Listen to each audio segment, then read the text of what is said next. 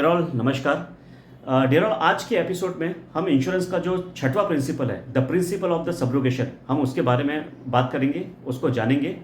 और आज के एपिसोड में हम तीन चीज़ों पे हम ध्यान केंद्रित करना चाहेंगे। सबसे पहला जो है the principle of the subrogation की परिभाषा क्या है और ये कैसे वर्क करता है। Second, the principle of the subrogation जो है वो इंश्योरेंस के किस सेक्टर में मीन्स किस डिपार्टमेंट में इसका सबसे ज़्यादा जो है उपयोग होता है। और साथ में हम उदाहरण के द्वारा मीन्स एग्जाम्पल के द्वारा हम समझने की कोशिश करेंगे कि ये किस रूप में इस प्रिंसिपल का उपयोग इंश्योरेंस इंडस्ट्रीज में काम में आता है। तो सबसे पहले दोस्तों आइए जानते हैं कि the principle of the subrogation का जो है मतलब क्या होता है।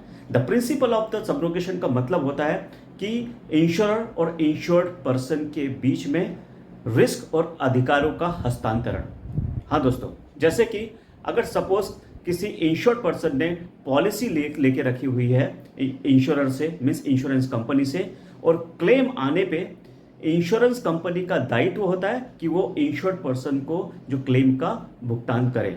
साथ ही साथ इंश्योरेंस कंपनी का ये भी अधिकार है कि अगर जो भी उसने क्लेम इंश्योर्ड पर्सन को दिया हुआ है, अदा किया हुआ है, और उसमें किसी थर्ड पार्टी या थर्ड पर्सन का उसमें हस्तक्षेप होता है जिसके कारण इंश्योर्ड पर्सन को नुकसान सहन करना पड़ रहा है, वहन करना पड़ रहा है, तो इंश्योरेंस कंपनी जो कॉन्ट्रैक्ट के तहत जो भुगतान राशि इंश्योर्ड पर्सन को दी है वो उसका भुगतान जो थर्ड पार्टी से भी वो ले सकता है।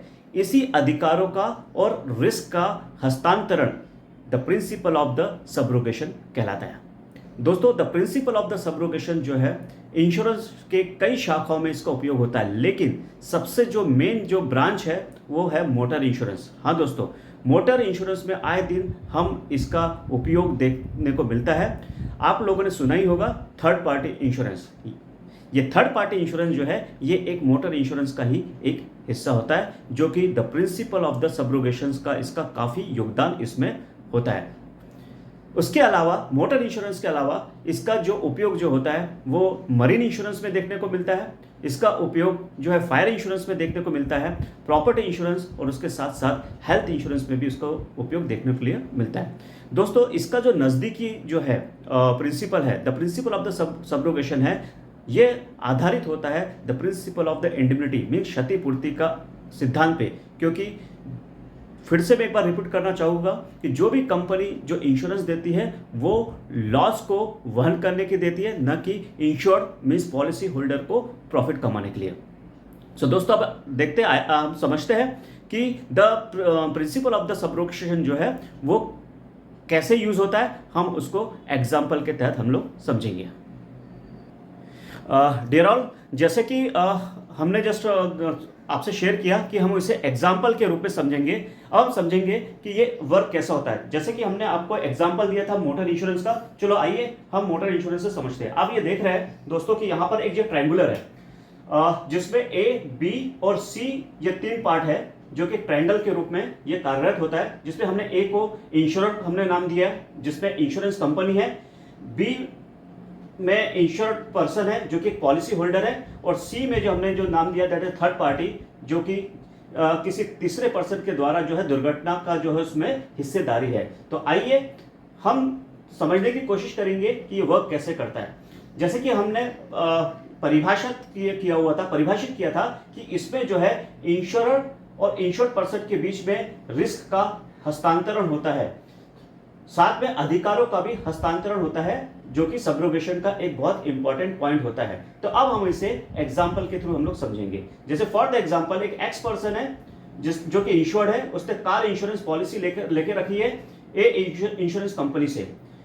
पॉलिसी लेने के बाद उसका कार का एक्सीडेंट हो जाता है, और कार के एक्सीडेंट में यह देखा जाता है कि जो थर्ड पार्टी है, जो थर्ड पर्सन है मिस्टर वाई, उसके लापरवाही के कारण या उसके गलती के कारण यह कार का एक्सीडेंट हुआ है, जिससे जो इंश्योर्ड पर्सन एक्स है उसको नुकसान हानि उठानी पड़ी है।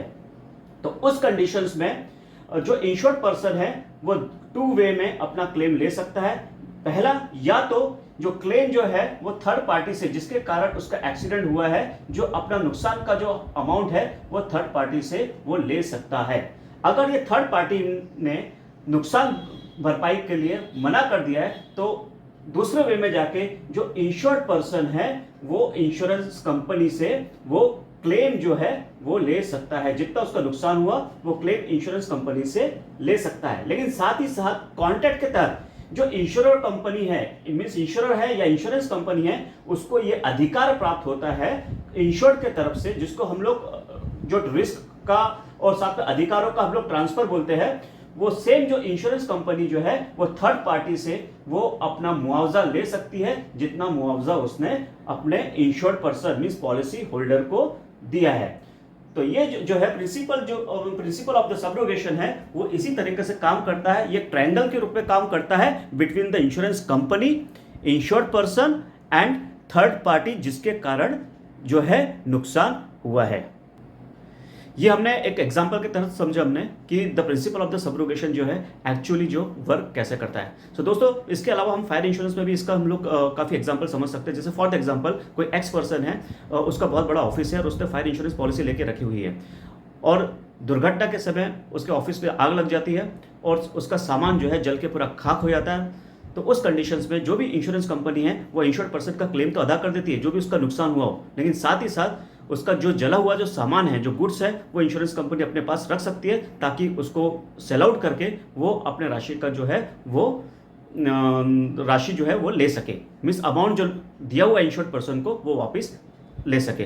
सो दोस्तों, ये जो the principle of the subrogation है ये बहुत इंपॉर्टेंट होता है और ये हर सेक्टर में भी इसका यूज़ होता है। लेकिन सबसे ज़्यादा जो इसका यूज़ है, मैं फिर से रिपीट करना चाहूँगा, मोटर इंश्योरेंस में, मरीन इंश्योरेंस में और फायर इंश्योरेंस में इसका सबसे बड़ा जो है उपयोग देखने के लिए मिलता है। सो दोस्तों, मैं श्रीपाद पांडे हेल्थ का फंडा में बस आज मैं यही रुकता हूँ। हम अगले हफ्ते फिर से मिलेंगे द 7th प्रिंसिपल, जो कि हम लोग बोलते हैं the principle of the loss minimisation का। तो हम फिर से हम लोग मिलेंगे दोस्तों। तब तक के लिए आप अच्छे से रहिए, खुश रहिए और हाँ, एक हेल्थ इंश्योरेंस पॉलिसी आप जरूर लीजिए। Thank you so much, have a nice day.